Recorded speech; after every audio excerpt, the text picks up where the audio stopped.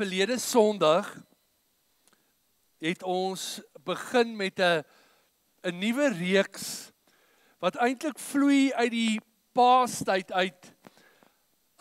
En dit is oor Jesus se laaste woorde. 7 laaste woorde wat Jesus aan die kruis geuiter het. Op daai oomblikke terwyl hy daar aan die kruis hang en eintlik besig is om te sterf, is daar 7 kruiswoorde. En verlede Sondag het ons gepraat oor die eerste kruiswoord. Kan jy dink in jou eie pyn, in jou eie vernedering, in alles wat jy beleef en ervaar het, die eerste ding wat uit jou mond uitkom is, Vader, vergeef hulle. Vader, vergeef hulle. En as jy dit miskien gemis het verlede Sondag, wil ek jou aanmoedig om net weer daarna te gaan luister op YouTube, want die een kruiswoord volg eintlik op die volgende kruiswoord. En is Paulus wat skryf baie jare na Jesus se kruisdood in Romeine hoofstuk 3, en dan sê Paulus, God spreek ons vry deur geloof in Christus Jesus. En dit geld sonder onderskeid vir almal wat glo.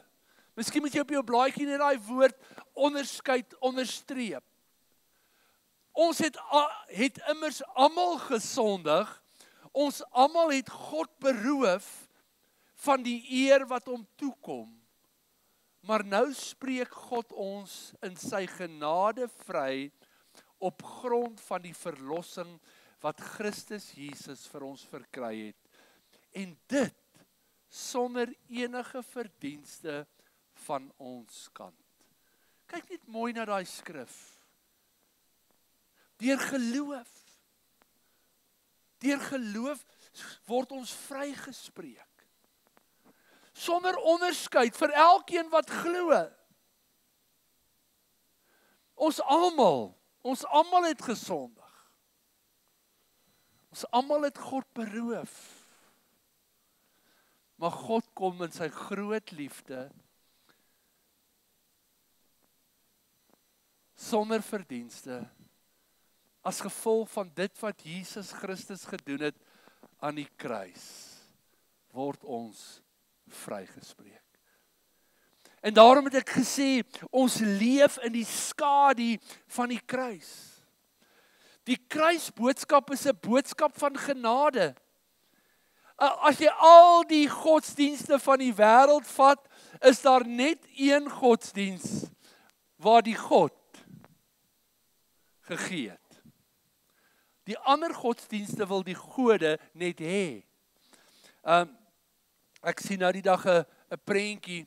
Ek kan nie onthou waar en waar was daai vloede of waar dit was nie. Toe dra die mense fisies hulle afgoodsbeelde op hulle skouers. En die opskrif was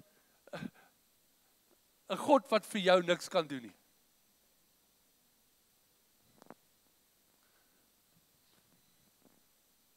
En mense gee hulle lewens.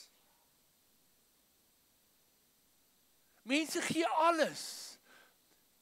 Mense gaan, hulle kry honger. Ek was in Indië baie jare terug. En dit was opvallend hoe swaar daai mense kry, maar hulle gee die beste, dan offer hulle daar in daai klein afgoodsde tempeltjies wat hulle gemaak het, die beste. Maar ons God kies om alles te gee. En dis as gevolg van die kruis.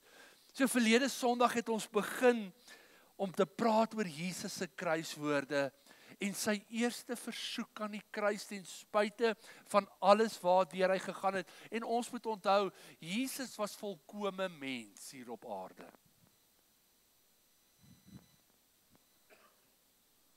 Hy het pyn ervaar.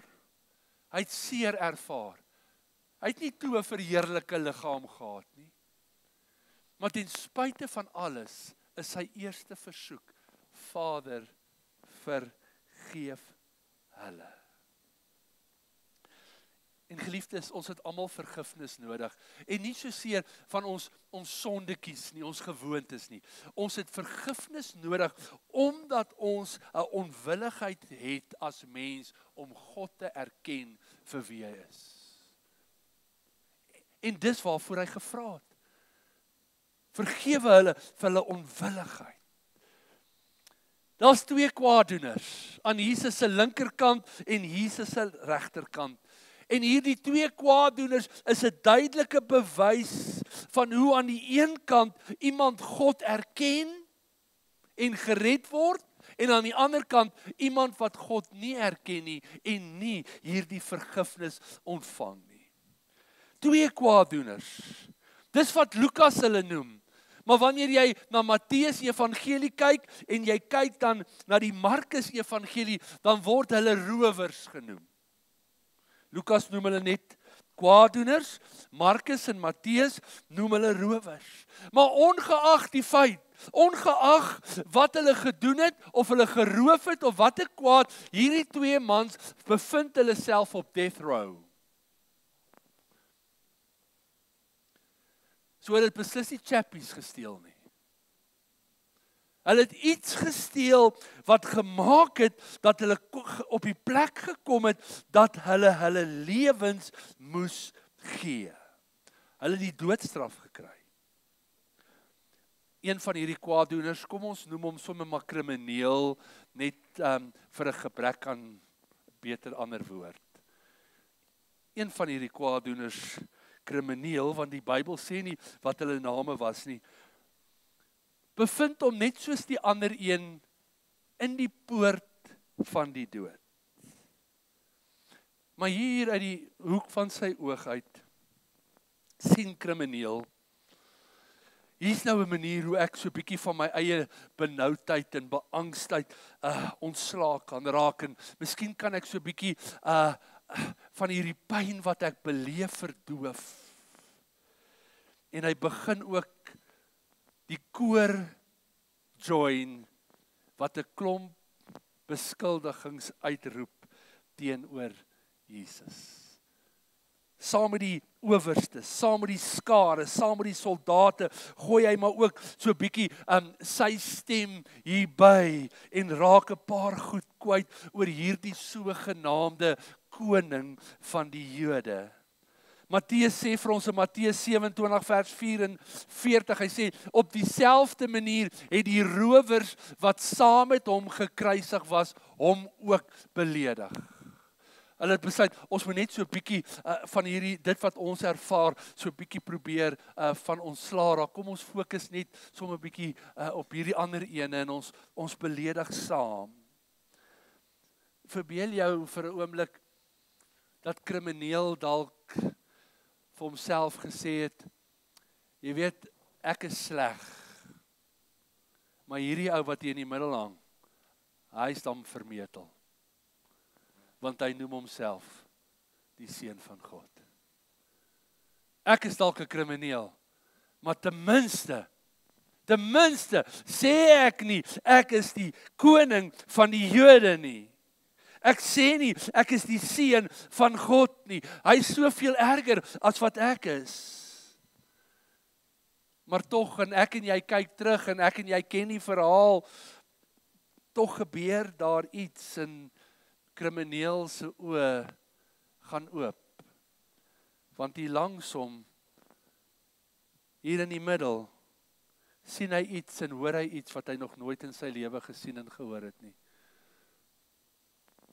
Daar word nie terug beskuldig nie. Inteendeel, hy hoor iets wat hy nog nooit gehoor het nie. Iemand vra vir vergifnis en nie vir homself nie. Vir almal anders om hom. Selfs vir hulle wat met hom die spot gedryf het of die spykers deur sy hande en voete gedryf het.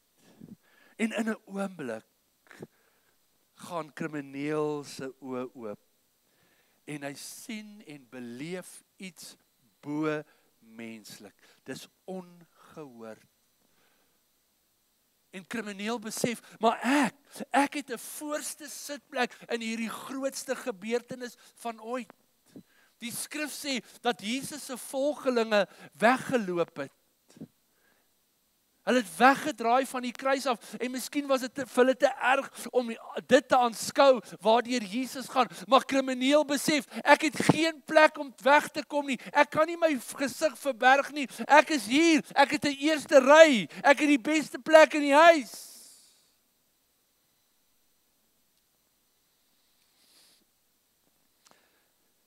Ek dink nie dat krimineel ten spyte van sy eie pyn en ten spyte van die feit dat hy stadig besig is om te sterf, sy oë vir een oomblik van Jesus kon afhaal nie. Maar Lukas sê vir ons aan die ander kant, Lukas 23 vers 29, was die ander kwaaddoener. En een van die kwaaddoeners wat opgehang is, het hom vir Jesus gesmaad. En die Griekse woord is blasphemo, waar ons Engelse woord blasphemy, godslastering vandaan kom. En die Strong's Woordeboek sê insult, slaande, daar's 'n spelfout. Intentionally using words to tear someone down. Want nie in een van die evangelies word daar gesê wat gesê word nie, maar hier, daar's blasphemy, daar's godslastering. Saying something to tear someone down. En wat sê hy? Vers 39 sê, as u dan die Christus is, verlos u self en vir ons. Verlos u self en vir ons. As hierdie kwaaddoener vir Jesus sê, verlos ons of red ons, dan is dit nie eintlik hier 'n eerlike hulpgeroep of 'n noodkreet nie. Inteendeel, hy spot met Jesus. Hy sê, so as jy dan is, kom, red ons. Hy spot maar soos wat die ander gespot het, sê Lukas. Hy ego maar eintlik hulle spot en daar in vers 35 van Lukas 23 sien ons. En die volk het dit staan en aanskou en die owerstes het saam met hulle ook geskimp. Daar's 'n vreeslike groot Griekse woord, but to sneer outright at, to ridicule. Hulle het met hom die spot gedryf. Kom aan, as jy nou mos sê wie jy is, kom aan, red jouself en red ons. Kan jy vir 'n oomblik indink, geliefdes, te midde van al hierdie spot en al hierdie goed wat gesê word, is Jesus se woorde, Vader, vergeef hulle. 3 maal sê mense vir Jesus, so as jy die Christus is, bewys jouself. Bewys jouself, prove yourself, die owerstes, die skare, die soldate, en nou is dit die kwaaddoener, wat soos 'n koor sê, ja, verlos jouself en vir ons. En eintlik het hierdie kwaaddoener nie net met Jesus gespot nie, maar eintlik het hy met Jesus se verlossing en redding kom spot, en dis presies waarom Jesus aan die kruis gehang het, omdat hy gesê het, dat ek gekom het, om te red en te verlos die wat verlore gaan. So hy spot eintlik met Jesus se redding. Hy spot eintlik met Jesus se missie. Maar dis krimineel wat op hierdie oomblik op die voorgrond tree. Iets het met hom gebeur. En jy sal onthou, verlede Sondag het ons sommer so aan hom geraak. In daai oomblik erken hy wie God is, maar hy erken ook in daai oomblik dat Jesus eintlik God is. En hoor wat sê krimineel nou vir die ander kwaaddoener, daar in Lukas 23 vers 40 en 41. Hy sê vir hom, vrees jy ook God nie? Nie lank terug nie het hy saamgespot, sê Matteus. Maar iets gebeur. Daar's 'n erkentenis in sy binneste. Wow, hierdie moet God wees. hierdie moet God wees. En hy vra, krimineel vra vir die ander kwaaddoener, vrees jy ook God nie? Hy sê, terwyl ons in dieselfde oordeel is, hy sê, ons regverdiglik, want ons ontvang ons verdiende loon vir ons dade, maar hy het niks verkeerd gedoen nie. Hoor dit uit sy mond uit. Maar hy het niks verkeerd gedoen nie. Dis sy laaste oomblikke. Sy asem gaan binnekort sy liggaam verlaat en dis hier terwyl hy snak na sy asem, is hy eintlik besig om Jesus se onskuld te verdedig. Jesus het homself nie een oomblik verdedig nie. Hy het nie gesê nee, ek is onskuldig, hè? Maar hier kom krimineel en hy sê, hey, ek en jy kry wat ons verdien.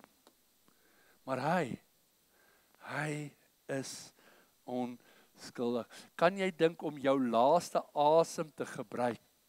Nou, ek weet nou nie heeltemal hoe dit werk nie. Ek het nou maar al gelees van die hele ding van kruisiging, die feit dat jou gewig aftrek in jou longe en dan probeer jy jouself optrek net om nog 'n asemteug te kry, want onthou nou is jou longe. En ten spyte van waar hy is, sy laaste asem gebruik hy om te sê, hierdie man is onskuldig. Hierdie man is onskuldig. En hier by die poort van die dood vind krimineel lewe. 'n Lewe wat selfs die dood energeer. Hy vind lewe. En as jy mooi na krimineel se woorde luister, dan wil dit vir my sê, krimineel was 'n Jood. En ek dink die ander kwaaddoener was ook 'n Jood. Want hy sê vir hierdie man, vrees jy dan nie ook vir God nie? So eers moes daar by hulle 'n godsbegrip gewees het. Hulle moes iets verstaan. Anders sou hy nie so gepraat het nie. Hy sê, vrees jy dan nie ook vir God nie? En hierdie vrees, geliefdes, is meer as is eintlik meer 'n ontzag, 'n respek vir God. En in die week toe dink ek daaroor, daar voor my huis is 'n mini-sub. Maar daai kragboks staan oop. Maar dis 'n verskriklike chaos daar binne. Nou die dag toe ons klein ding gebore is ons nie by die huis nie en ons krag gaan af en ek bel vir Marius, ek sê, Marius, ek wil jou vreeslike groot guns vra, maar moet asseblief nie met kaal hande daarna toe gaan nie. Wil jy nie kyk of die krag nie net getrip het in die boks nie, want hy het al van tevore so gemaak. En in die week toe dink ek oor hierdie vrees, hierdie ontzag, en toe dink ek aan daai kragboks voor my huis. Dink vir 'n oomblik aan elektrisiteit. Die krag wat in jou huis is nie so seer daar om jou seer te maak nie. Dis nie uit om jou seer te maak of om jou skade te berokken nie. Maar tog weet ons waartoe daai krag in staat is. Een keer van tevore was ons krag ook af en toe kom ek sommer by die huis en ek sien nee maar hierdie breker het daar by daai boks getrip en ek vat sommer so my hand en ek druk hom in en toe ek hom so indruk toe is daar net kwaa. En na die tyd toe besef ek jou voel.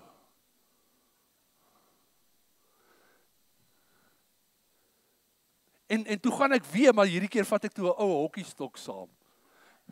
Want ek sit toe eers alles binne en ek lig hom weer op en hy maak weer so en ek besef, hier moet jy nou wegbly. Jy weet, once bitten, twice shy, but if you take it the second time, you're looking for trouble.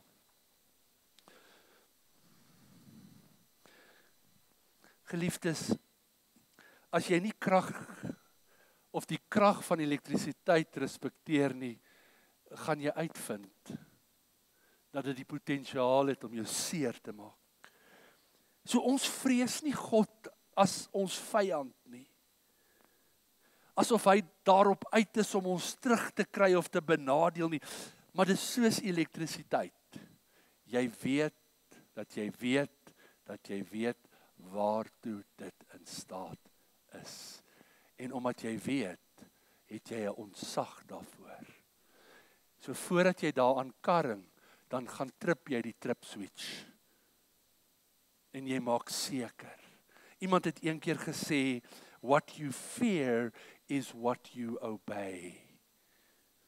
Waarvoor jy 'n ontzag het. Geliefdes, as ons elektrisiteit vrees, sal jy die reëls en die wette rondom elektrisiteit respekteer. So ook God. As ek en jy 'n ontzag het, 'n vrees het vir God, en dis wat krimineel hier vra, hy sê, het jy geen ontzag vir God nie? As ons ontzag het vir God, sal ons dan aan hom gehoorsaam wees? Sal ons hom dien? Sal ons onsself onderwerp aan hom? Sal ons sy krag erken? En sal ons onsself ook onderwerp aan sy autoriteit?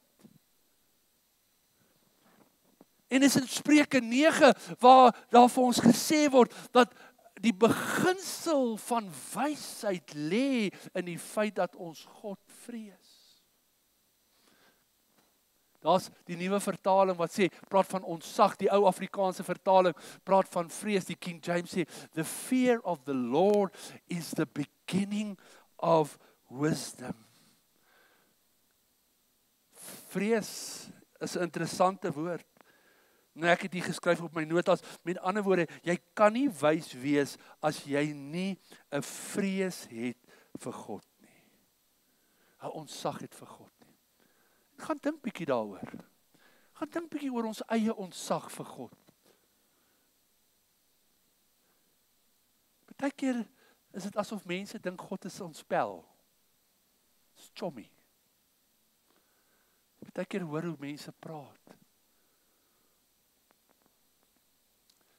Luister wat sê iemand wat hier langs Jesus aan die kruis hang en sien en beleef, en dan vra hy, maar het jy nie ontzag nie? Ons gaan kry wat ons verdien. Maar hy is onskuldig. Geliefdes, ek sê, ons leef in die skadu van die kruis. Ons leef in die skadu van die kruis. Vrees jy nie ook God nie? Terwyl jy en ek in dieselfde oordeel is, sê krimineel, ons ontvang wat ons verdien, dis ons verdiende loon. Ons hang nie omdat ons 'n oortreding begaan het, ons hang nie omdat ons gevang is, ons is skuldig bevind en ons is gevonnis. Ons kry wat ons toekom. Dis wat ons verdien. Maar hierdie een wat hier in die middel hang, hy verdien nie dit nie. Hy het niks verkeerd gedoen nie. Op 'n dag het Pilatus, toe Jesus voor hom gestaan het, ook vir die skare gesê, ek kry niks teen hierdie man nie. Hy het niks verkeerd gedoen nie. En ons kan nou baie sê, maar krimineel besef, tyd is teen my. Tyd is besig om uit te loop, my asem raak op. Ek kan nie nog 'n keer myself opdruk om nog iets te vra nie. En al wat hy vra, daar in Lukas 23 vers 42, dink aan my, Here. Dink aan my, Here, wanneer U in U koninkryk kom. Remember me. Is dit nie mooi nie? Remember me. Nou geliefdes, kan God dan ooit iets vergeet? Nooit. God is God. God can never forget anything. Dit is 'n interessante woord, of woorde wat krimineel hier gebruik. Hy sê, dink aan my, remember, onthou. En dit het my aandag getrek, en dit dink ek, hy vra iets, en God kan ons nooit iets vergeet nie. En toe besef ek maar, wanneer jy na die Ou Testament kyk en na die Nuwe Testament, wanneer dit praat oor God se onthou, dan is daar een ding wat God altyd onthou. En dis sy barmhartigheid, his mercy. Kyk bietjie daar in Psalm 98. Wat gebeur? Hy het gedink aan sy goedertierenheid en sy trou teenoor sy volk. He hath remembered his mercy. Nou is ek meer oortuig dat krimineel in sy lewe al die Bybel gelees het, die Ou Testament. Hy het gesê, remember, dink aan my. Want wanneer God dink, dan dink hy aan sy barmhartigheid, sy genade, his mercy. So waarop beroep hierdie krimineel hom op daai oomblik? Hy sê, God onthou dat U 'n God is van genade. Is dit nie mooi nie? U is 'n God van genade. Hy vra nie, onthou my naam nie, onthou net wie ek is nie, onthou ek het opgekom vir jou. Nee, hy vra net, onthou net dat U 'n genadige God is. Remember your mercy. Met ander woorde, geliefdes, daar's altyd iets bo aan God se gedagtes en dis sy barmhartigheid, sy genade, his mercy. Krimineel het geweet dat as God onthou, sal dit uitloop op 'n daad van goedertierenheid, barmhartigheid, mercy. Jesus onthou, dink, remember. En is die Hebreërs skrywer wat Dawid se woorde aanhaal daar uit Psalm 8 uit. En dan vra die Hebreërs skrywer, en Dawid het dit ook gevra. Hy sê, en ek het dit uit die boodskap uitgehaal, wat is daar in 'n mens dat U hoegenaamd nog aan hom aandag sal gee? Is 'n mens die moeite werd dat U vir hom sal sorg? Kom aan, dink aan jouself. Hoekom sal God met jou bemoeienis maak? Hoekom sal God aanhou?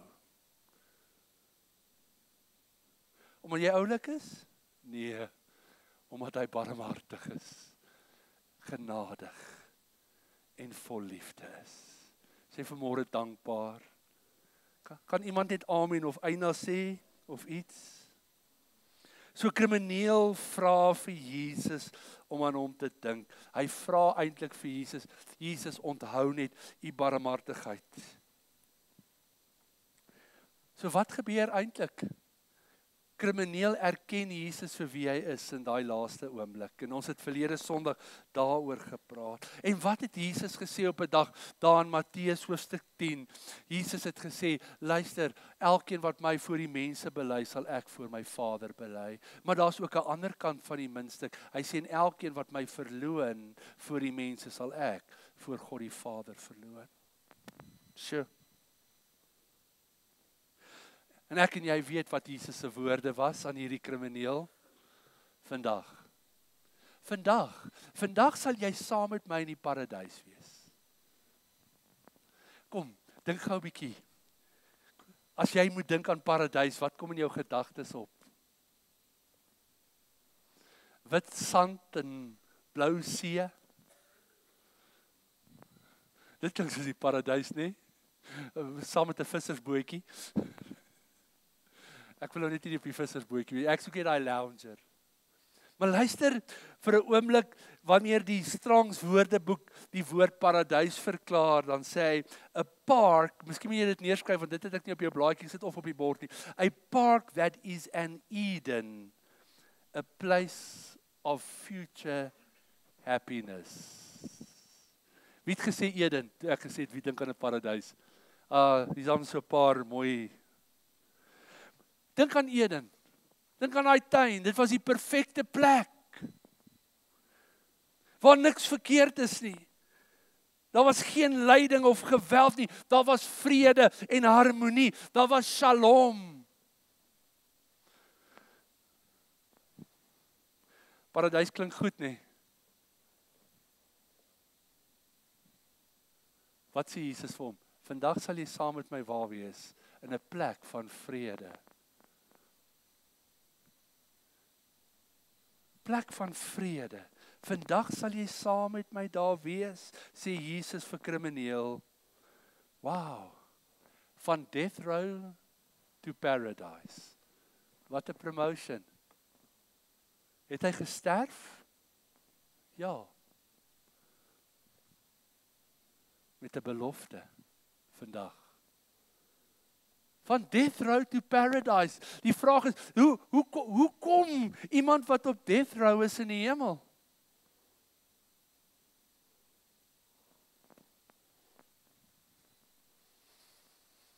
Dit klink te goed om waar te wees. En dalk vra ek en jy vandag, but is it fair? Is dit regverdig? Hoe kan iemand tot die dood veroordeel word? Veroordeel is. Hy is al lankal verby die veroordeling. Hy is nou al daar op die deel waar hy besig is om te sterf vir sy vonnis. Dis sy vonnis. Hoe kan iemand wat tot die dood toe veroordeel word, hemel toe gaan? Is dit fair? En die antwoord lê in God. Ja, krimineel het dit gemaak in die laaste oomblikke met sy laaste asem, want solank daar asem is daar hoop. Maar die antwoord lê in God. Maar die vraag is dit fair? Is dit fair dat ek my hele lewe lank die Here dien? Alles reg doen. Probeer reg doen. Kerk toe kom. My 10de gee. Nee sê vir alles wat lekker is. Die sonde en die duiwel weerstaan. Swaar kry.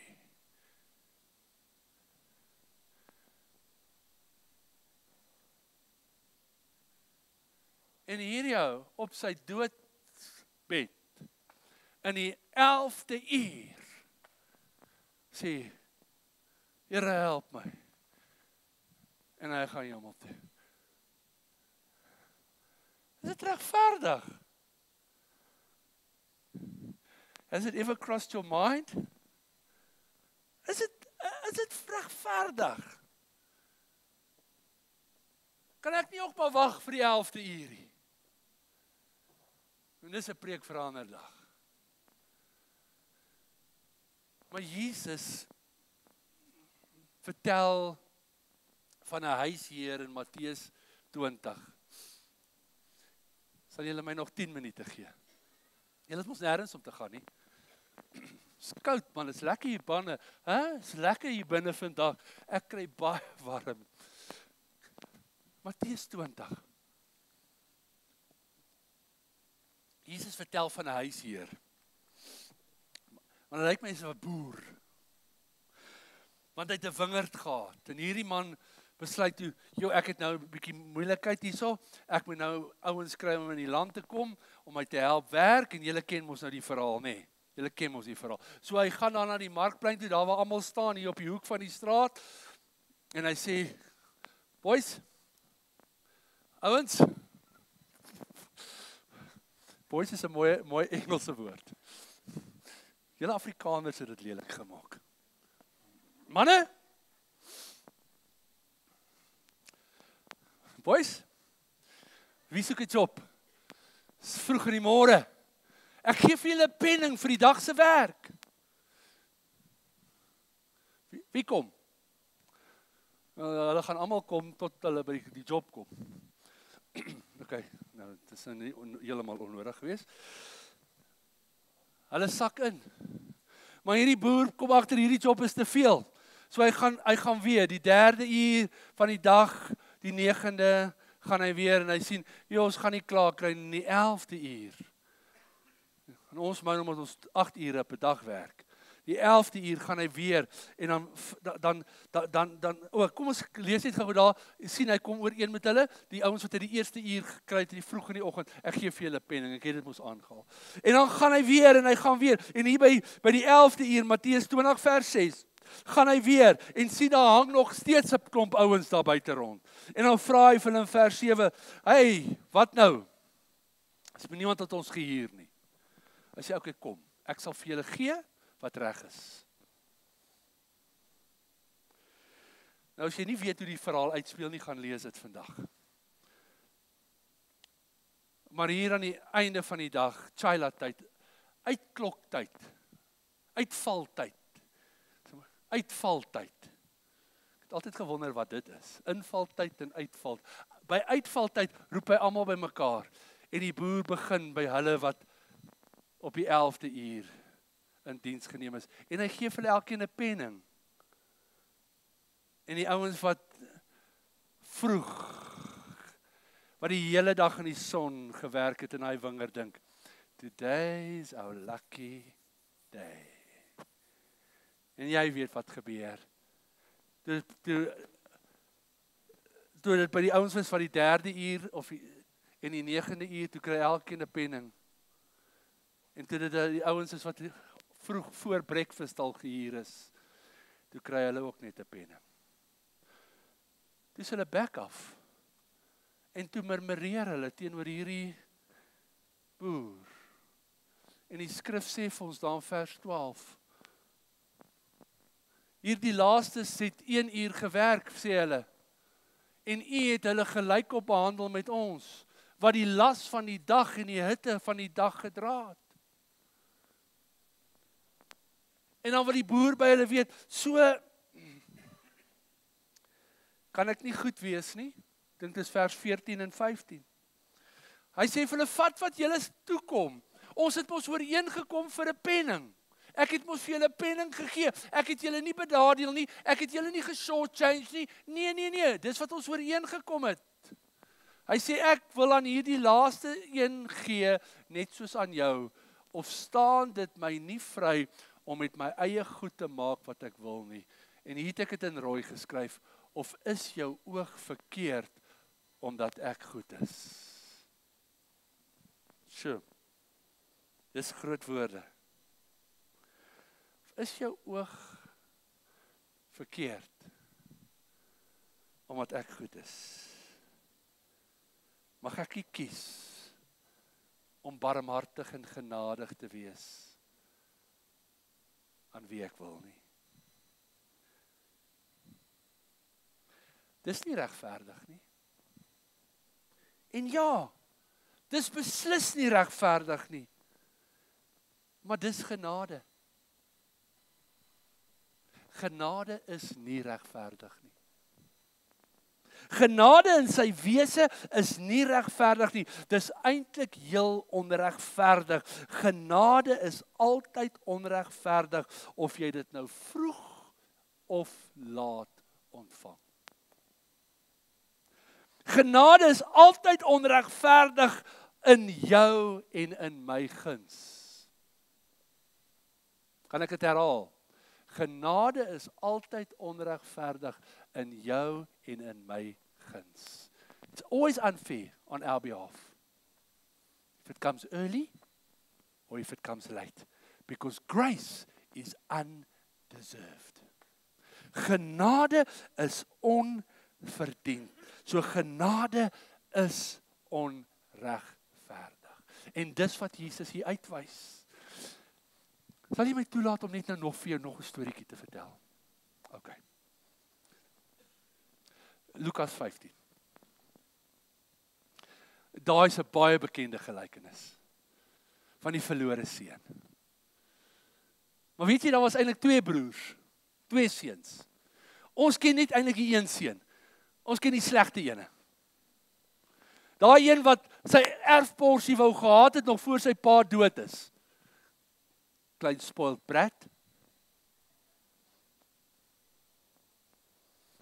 En hy vat wat hom nog nie toekom nie. En dan sê sy broer wat hy daarmee gedoen het. Gaan lees dit. Ek mag nie daai woord nou gebruik nie, hier's kinders. Hy sê hy het uitgemors op sekere dames. En. Ken jy die storie? Maar luister wat sê die tweede seun, die ouer broer, Lukas 15 vers 29.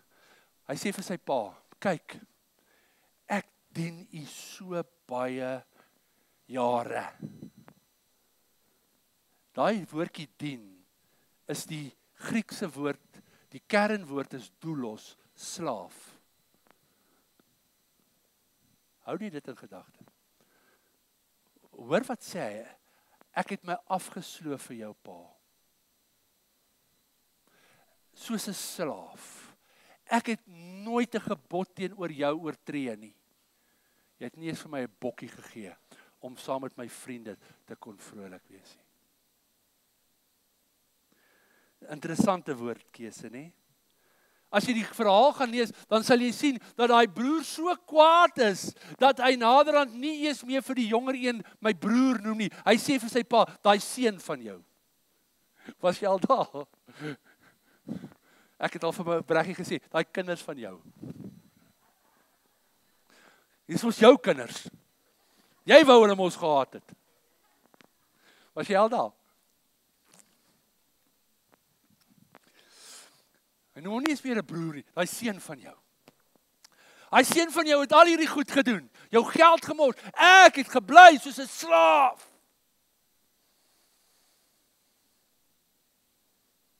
Terwyl ek soos 'n slaafie gedien het. En ek wil hê ons moet dit raak sien. Want daar's 'n mentaliteit.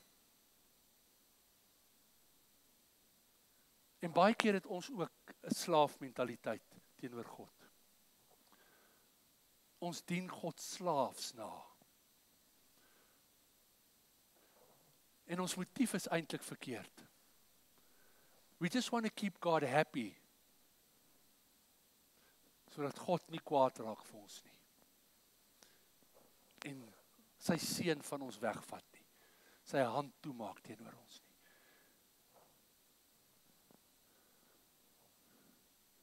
Sal jy 'n bietjie daaroor gaan dink? Ek kan nie daaroor uitbrei nie, want dit is te veel. Daar's 'n mentaliteit. Maar daar's ook 'n ander mentaliteit. Wel, Here, omdat ek U dien, moet U. OK, kom, ek het nou nie tyd daarvoor nie. Maar dink net daaroor. Daar's 'n slawe mentaliteit. OK, kom ek gaan aan. Nou hoor wat sê die pa vir hom in Lukas 15 vers 31 en 32. Hy sê, my kind, jy's altyd by my. En alles wat myne is joune. Why have the slave mentality when you're an heir?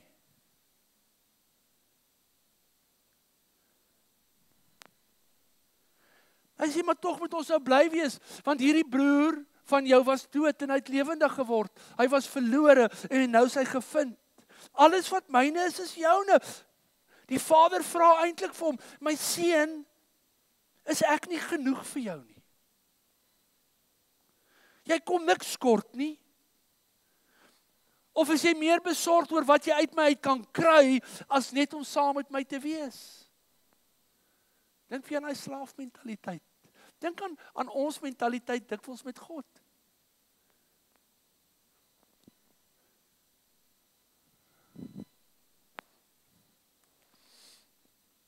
OK. Ek het net hier geskryf. Dalk gaan dit vir ons dikwels meer oor die gawe, of om die gawe te ontvang, as om die gewer te ken.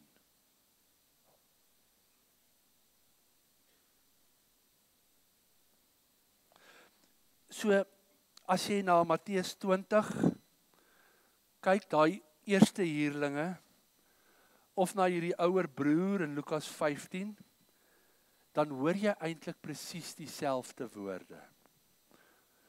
Dis nie fair nie. En is presies eintlik dieselfde wat ons hoor oor krimineel. Dis nie fair nie. Dis nie fair dat Jesus vir krimineel vergewe nie. Die ouderlinge en die broer sê eintlik, ons het hard gewerk.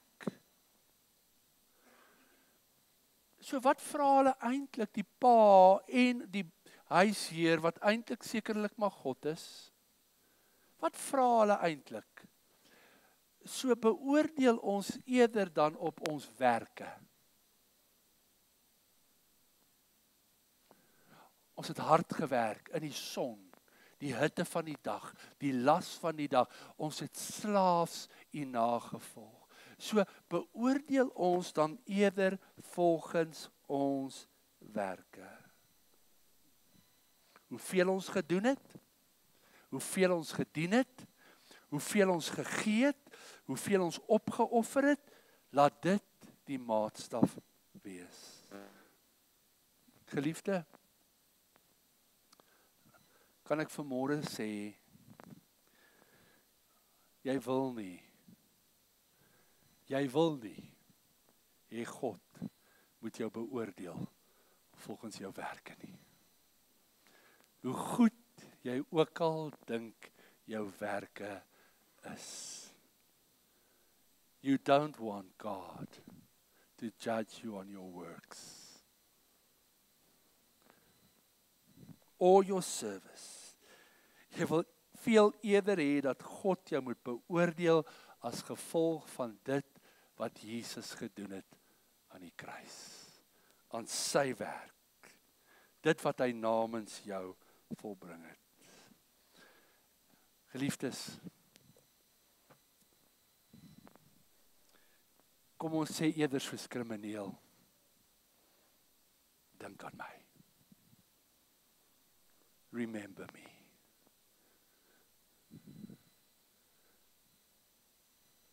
Dink aan my. So, kom ek som net gou op. Voorverlede week sal jy onthou het ons gepraat oor die ryk jongman.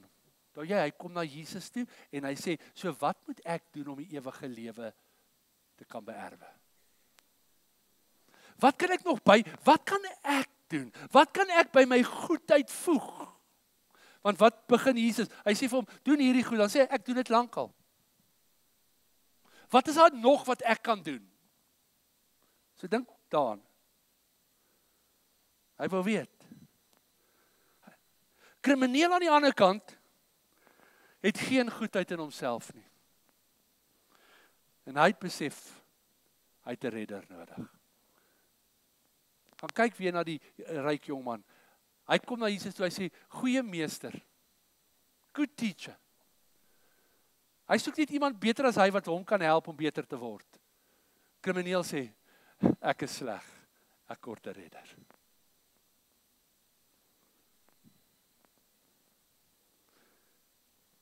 So dikwels geliefdes, mis ons uit op God se heerlikheid, omdat ons dikwels eintlik net 'n beter weergawe wil wees van wat ons nou is.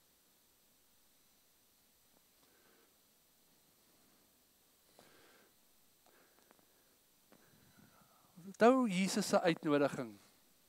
Jesus het gesê, as jy agter my wil aankom, moet jy jou kruis opneem.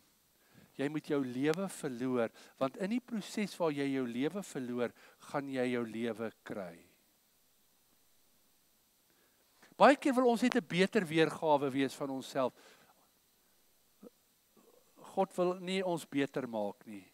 God wil ons lewens transformeer.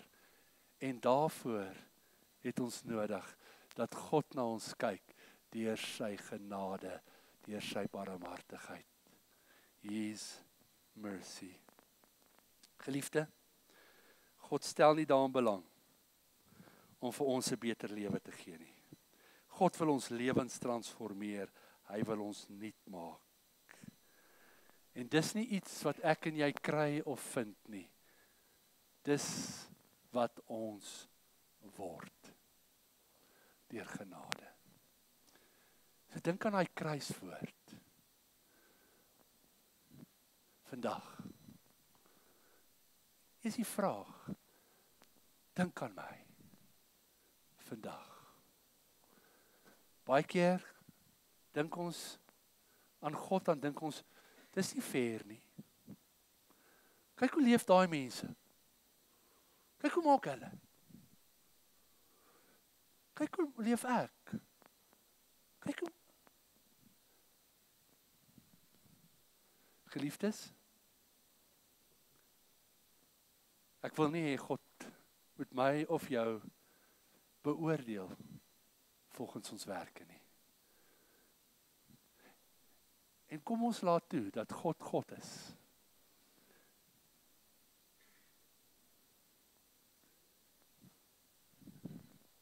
En ons laat hom toe om te doen met wat hy besit, soos hy wil. Kom ons vra onsself soms af, hoe lyk ons oog? Is ons oog nie verkeerd nie? Wat 'n uitnodiging in hierdie tweede kruiswoord. Miskien wil jy net daar waar jy sit vir 'n oomblik jou oë sluit. Dink bietjie aan al die kere wat jy vir die Here gesê het, Here, dis nie fair nie.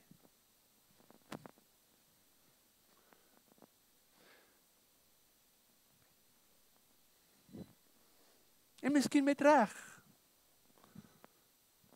Maar genade is nie regverdig nie. Want genade is onverdiend. Kom ek en jy vra vanmôre onsself af, as dit nie was vir God se genade nie, waar sou jy en ek vandag gewees het?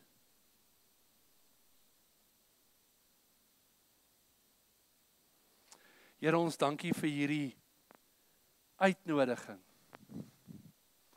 Hierdie kruiswoord. Vandag sal jy saam met my in die paradys wees. Here, krimineel was aan die einde van sy lewe. Maar ons het nog 'n lewe om te leef. Ons weet nie wanneer ons einde kom nie. Maar U nooi ons nou al reeds uit om in hierdie paradys te leef.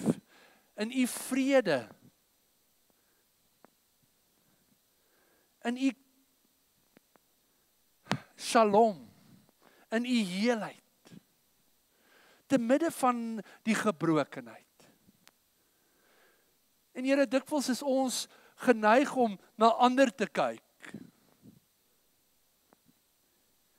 En dikwels kyk ons na ander en dan dink ons, U werk onregverdig, want U is goed vir hulle en U is nie goed vir ons nie.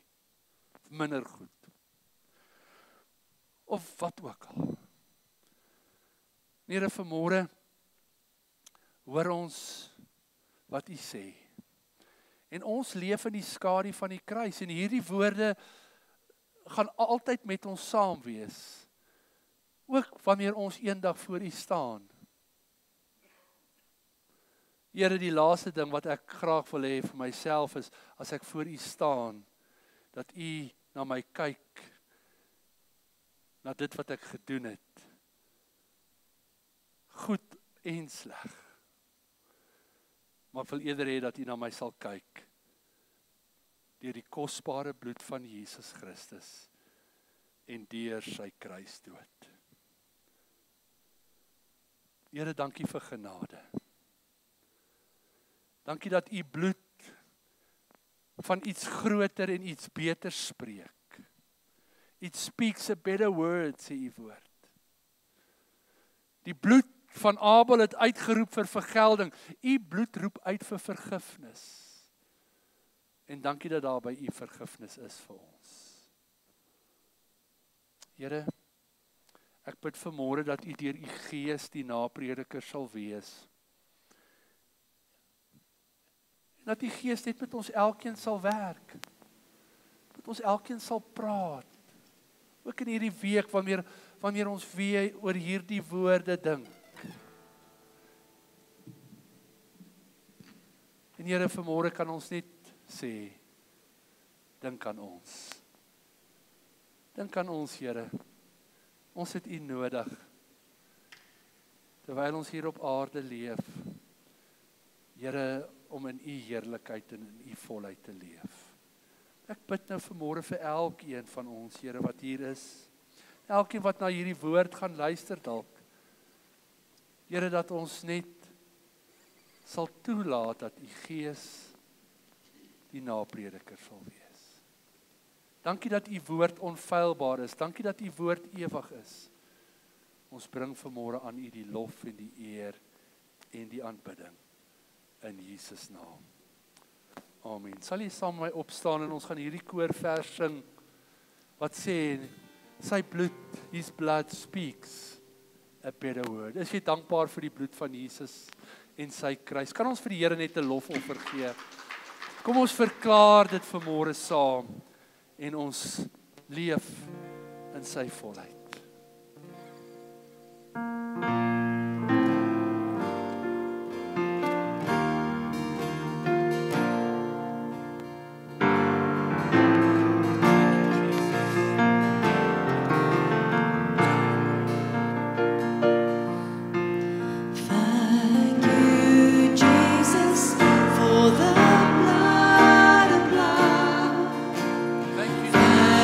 you, Jesus.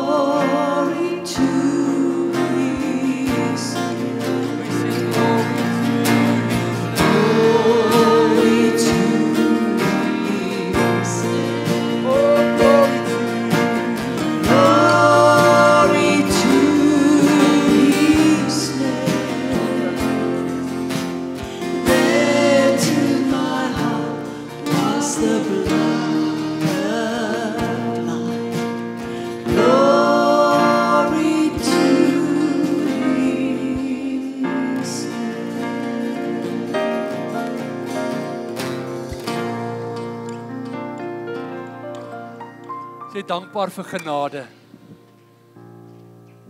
Johannes sê, wanneer hy praat oor Jesus, Johannes 1 vers 16, ons kernskrif vir hierdie jaar, ons almal het ontvang, ja, genade op genade. Ek is dankbaar vir God se genade. Is jy ook dankbaar dat jy so wonderlike God dien? Amen.